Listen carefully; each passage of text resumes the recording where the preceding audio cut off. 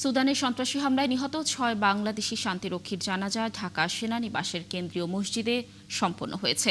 এরপর তাদের নিজ নিজ ঠিকানায় হেলিকপ্টার করে পাঠিয়ে যথাযথ সামরিক মর্যাদায় দাফন সম্পন্ন করা হবে। এ নিয়ে বিস্তারিত জানাতে গাইবান্ধার পলাশবাড়ী থেকে সরাসরি যুক্ত হচ্ছেন সহকর্মী পাপুল সরকার। পাপুল, নিহতের মরদেহ নিয়ে হেলিকপ্টার কখন নাগাদ আসতে পারে এই বিষয়ে কোনো তথ্য পেয়েছেন কিনা এবং তাদের জানাজা ও দাফন কখন হবে বলে জানতে পেরেছেন, জানাবেন আমাদের।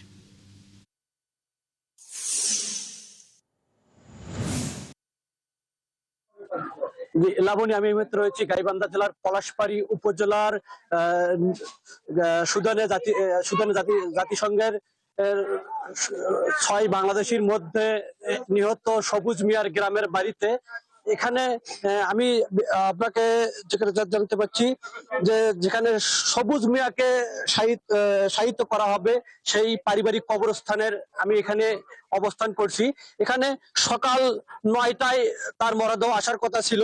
সেখান থেকে আবহাওয়ার জটিলতার কারণে ২ ঘন্টা পিছিয়ে ১১টায় করা হয়। ১১টার এখন বর্তমানে আমরা জানতে পারি যে জোহরের নামাজ পর তার গ্রামের বাড়িতে যে জানাজার নামাজ অনুষ্ঠিত হবে এবং উত্তরবঙ্গের যে তিনজন শান্তিরক্ষী বাহিনী ৩টি লাশ একই হেলিকপ্টারে আসবে, আমরা এটুকু জানতে পারছি। এবং প্রথমে আসার কথা ছিল তুলসীঘাট হেলিপ্যাডে, গাইবান্ধা তুলসীঘাট হেলিপ্যাডে। এরপরে যার কথা আছে আপনার হলো কুড়িগ্রামে। লাবণী, এই ছিল আমার কাছে সর্বশেষ।